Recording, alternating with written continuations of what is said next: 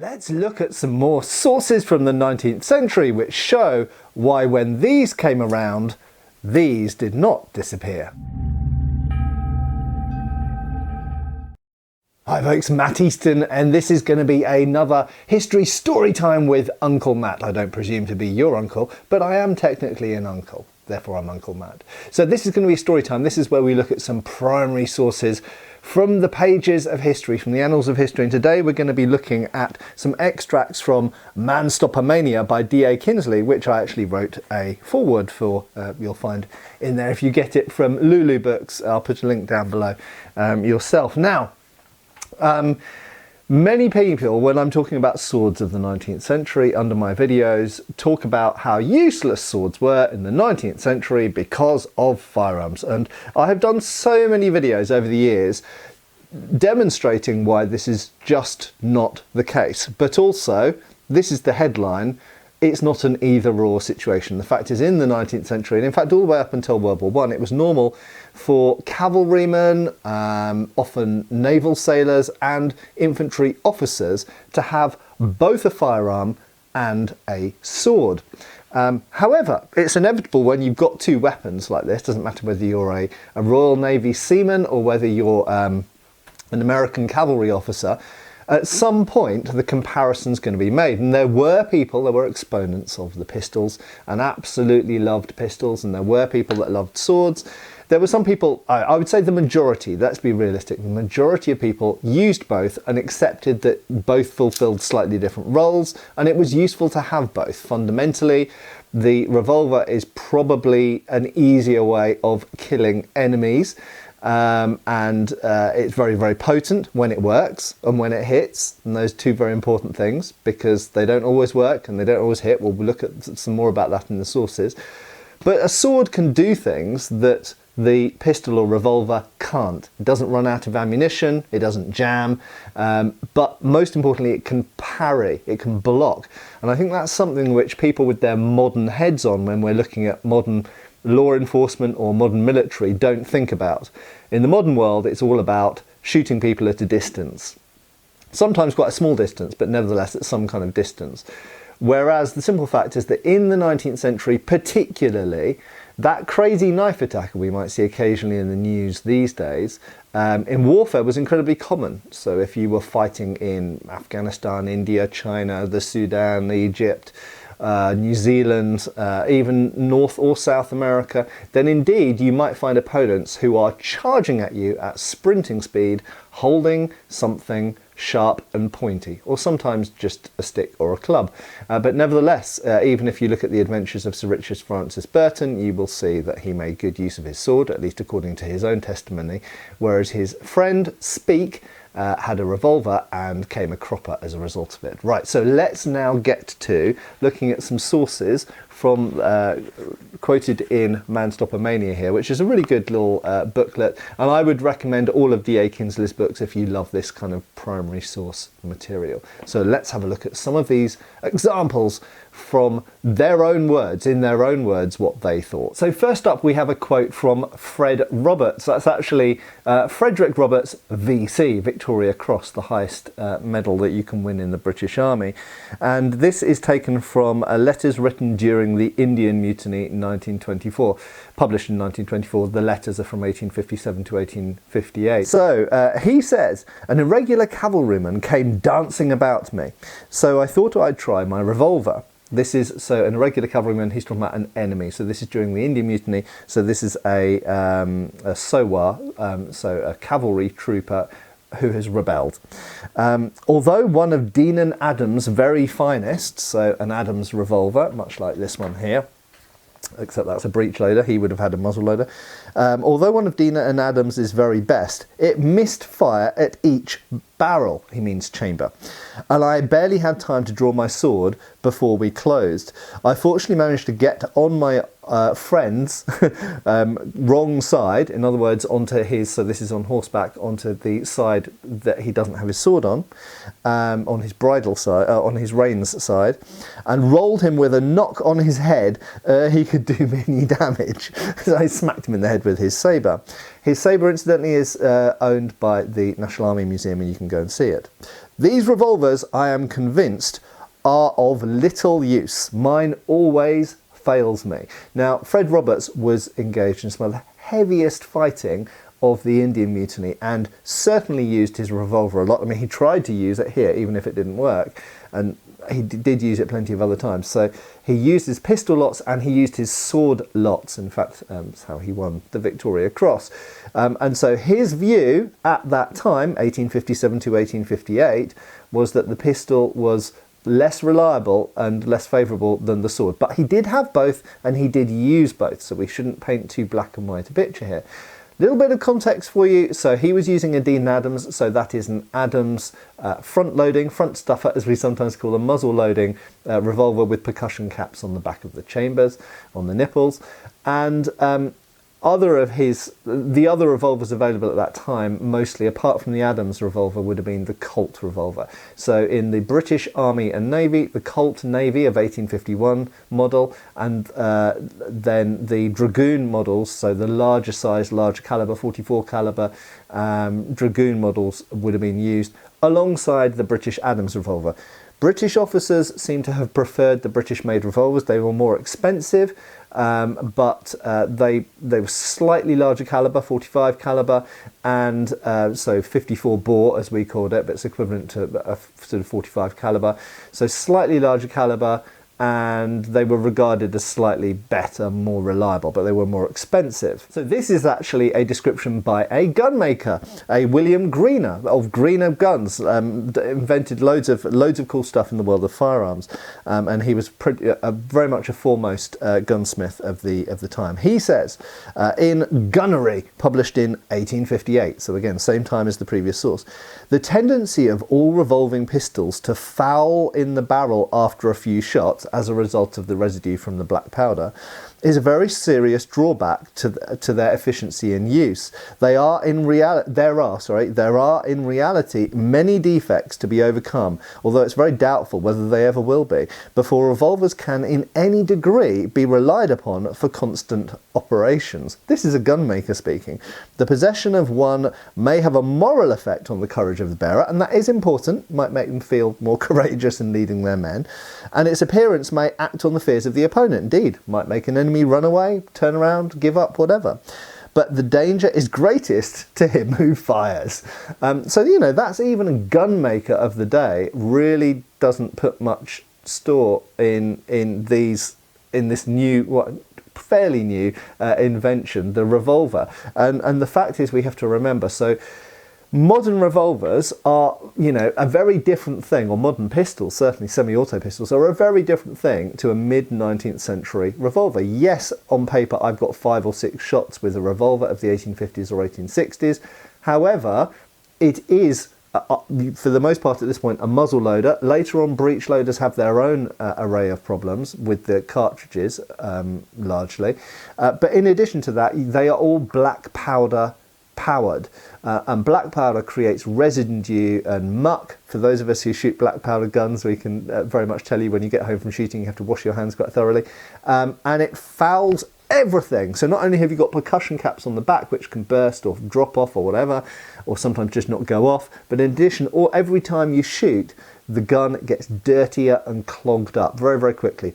Not at all comparable to modern smokeless powders, which are comparatively very clean. Right, here's a quote from one of my favourite authors on the subject, the Colonel M.J. King Harman, someone who I've written a little bit about on the Easton Antique Arms website, where I put essays up, but in addition to which I actually own his brother's sword in my collection, which we'll talk more about at some point. But in Sword and Pistol article, or speech lecture I think it was originally, in the Journal of the United Service Institution of India, published in 1894. So this is quite late. This is after, you know, repeating pistols, revolvers, and the, you know, things like the broom handle Mauser was starting to come around very soon after. So we're getting into just on the cusp of getting into the world of semi-automatic pistols as well as revolvers. And he says, we still want a reliable man-killing weapon that will not jam or stick in continuous firing. Any pistol may happen to misfire, and if that occurs when your adversary is 5 yards off, 5 yards away, You will be in an awkward position unless you have a trusty sword in your right hand and you know how to use it.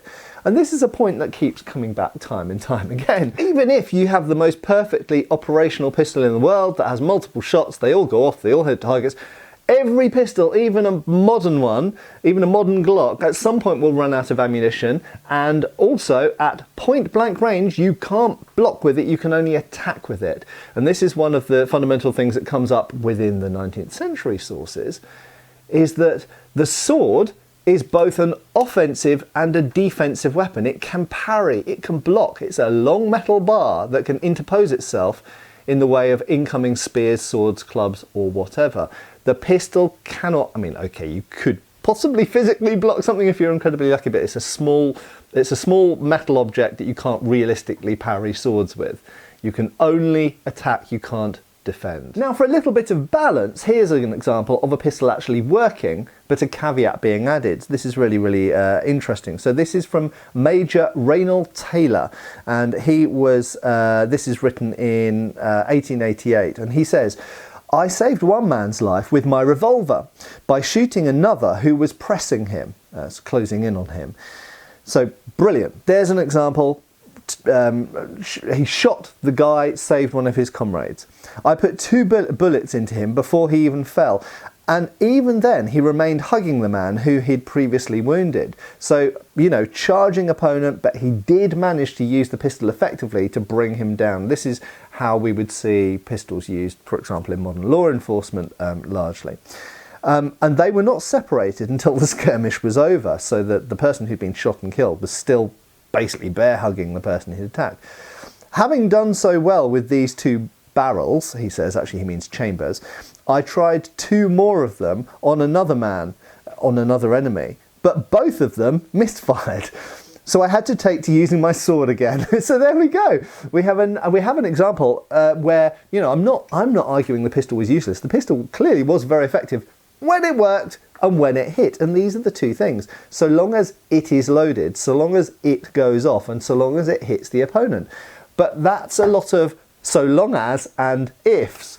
And the fact is, in this context, at this time with these weapons in this type of warfare, this is still incredibly useful. So even if you killed all of the enemies who you ever came up against in war with a pistol successfully, that doesn't mean the sword's redundant. The sword is still there as your backup. So as well as all of these general comments about revolvers and pistols in general, there are some specific things about specific models. Certainly the British Army and Navy's experience with the Colt Navy of 1851 was not a very great one. So much so that really by about 1856 or thereabouts, Colt was pretty much giving up with the British trade because it had been taken over by the Adams revolver. I'm a big fan of the Adams revolver and the Beaumont Adams. This is the 1867 breech loading cartridge. This is deactivated, incidentally, for anybody who has why is he holding a breech loading revolver? Aren't they illegal in the UK? Not if they're deactivated. So this is a deactivated one. And you can in fact own them on a specific part of your firearms certificate if you get authorization to. But anyway, that's for another video, another time. But the fact is that the Colts didn't do very well in British service, and here we have a great example. In fact, there's been numerous of these quoted over the years, including that famous letter to Adams where the user had said, if I'd had a Colt I would have died, but I had one of your trusty revolvers. Very useful for marketing purposes. But here we've got an example of a Captain C.T. Wilson of the Coldstream Guards, a regiment who I've had some minor relationship myself with because several of my friends, in fact, have been in the... I was going to say 2, but actually I can think of 3 straight off the top of my head. Several of my friends have been in the Coldstream Guards, and one of them still is. This is from Our Veterans of 1854. That's the title, and this was published in 1859. And he said, the Colts, furnished with miserable American caps bought at Constantinople, so these are almost certainly Colt 1851s, could not be depended on. Out of my 5 barrels, chambers he means, they refer to them as barrels, I could only persuade 1 to do its duty. So it misfired every time. And I have to say, if you watched my relatively recent video where I was shooting my replica Uberti 1851, I have similar problems with mine. which can be improved upon, I'm sure. From that one chamber, however, went a lucky but not mortal ball. So in other words, this Colt 1851, probably an 1851, out of 6 shots, it only managed to, sorry, out of 5 shots, so he only loaded 5, which was something they did sometimes at the time to have the hammer resting on an empty chamber. Out of 5 shots, only 1 actually went off and hit it. It did hit its target, an enemy, but it didn't kill them. And this was the other thing as well, because the Colt Navy was a 36 caliber pistol. Now, I myself had this is very anecdotal, but I was at a competition in Oxfordshire with my Colt 1851, and I, by error, slightly undercharged one of the chambers. In other words, I hadn't quite put enough black powder, and this is modern black powder, which is for the most part more consistent than 19th century black powder. I slightly undercharged one of the chambers. So actually I shot all of my 6 shots, all of them went off, but that one shot actually bounced out of the target. Now this is something we actually have Crimean War accounts of, is of musket balls and bullets not penetrating the target through winter coats and everything else at distance. And this can also be, as I say, due to human error, because they've underloaded, they didn't put enough powder down the barrel when they loaded. And this is one of the disadvantages of muzzle loading as opposed to cartridges where you have a preloaded amount in the cartridge. So, you know, there could be human error here. The fact that none of these went off, I'm not saying it's entirely Colt's fault. It could be Captain C.T. Wilson's fault. Maybe he loaded incredibly poorly, maybe the powder was bad, maybe the percussion caps, there's a hint here the percussion caps are bad. I've actually had that myself as well, so that can be an error. But the real headline here is that, number one, Colts weren't popular in British service and they were very rapidly replaced by British revolvers, which were seen as better, both larger caliber and less likely to foul and jam. But in addition to that, due to a combination of mechanical and human error, any of these pistols can essentially be useless at this time. Again, demonstrating why the sword is still really important. And just in case you think my modern anecdotal reenactor experience is worthless, it's exactly repeated in the period source here. This is from W.H. Russell, the famous W.H. Russell, talking about Rifle Clubs and Volunteer Corps in 1859. And he says, "It must be admitted that the Colt was liable to the exploded caps sticking and impeding the revolution. This is exactly what happens to me with my Colt Navy. I must, however, say that the Colt Dragoon is not so liable to that fault. And the reason is the Colt Dragoon is bigger, has larger gaps, has larger tolerances, and I find my Colt Dragoon really quite reliable. The Colt Navy, however, all sorts of problems. It's a beautiful looking thing, and I know there are modern nipples that you can get, and there is a modern percussion caps you can get, and there's workarounds, and obviously the way that when you cock the hammer, pointing it upwards or twisting it to the side, depending what your rifle club regulations will allow, are ways of mitigating this problem. But it doesn't get around the fact that it's a problem. If we look at the design of muzzle-loading Adams revolvers, that's a breech loader I know, but muzzle-loading Adams revolvers, the gaps are all bigger, and an exploded cap doesn't get jammed and doesn't stop the revolution of the cylinder quite so much. Why does it matter if the cylinder doesn't revolve? Because the gun stops working. Because when you cock the hammer, it turns the cylinder and brings the next chamber into line with the barrel ready to shoot. If anything jams the rotation of that cylinder, everything else, including the hammer cocking and everything else, is all a connected system, and it all stops working. And your pistol is utterly useless until you can take it apart and get that jammed percussion cap out. So it's a useless weapon. Again, showing why the sword was so important at this time. So just to finish off, I'm going to finish off with a couple of examples of another problem with period pistols and revolvers, and this could apply to certain types of pistol as well as revolver as well. So this is Colonel Keith Young, writing in Delhi, 1857. This was published in 1902. he says, I have a brace of double-barreled pistols, sometimes known as howdah pistols, incidentally, which I think are preferable to a revolver. For these latter, the revolvers, have rather a trick of going off when you don't want them and not going off when you do want them to. Captain Barshard of General Wilson's staff shot his own horse with his revolver accidentally, going off. It went off itself. The horse, rather a valuable one, the veterinary surgeon, he said, would not live. So you could say, well, almost certainly human error. Presumably it was cocked.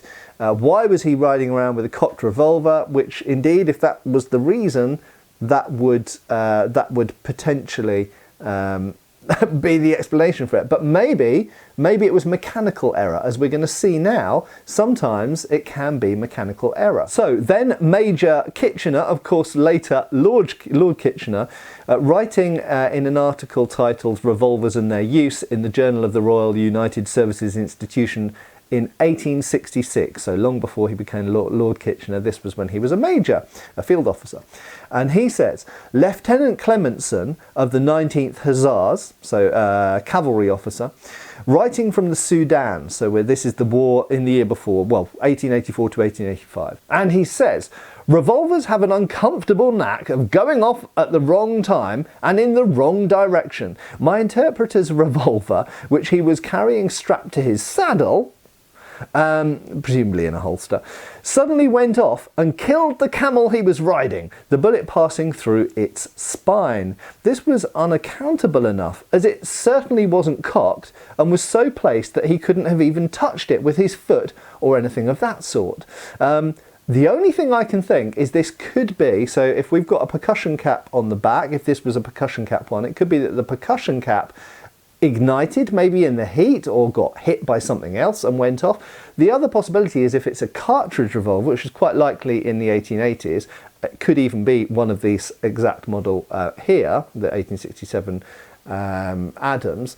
If it was a cartridge one, it's possible that the cartridge somehow internally combusted as a result of damage. But the point is that they could, either to do with the cartridge or to do with the pistol, occasionally discharge when you didn't want them to.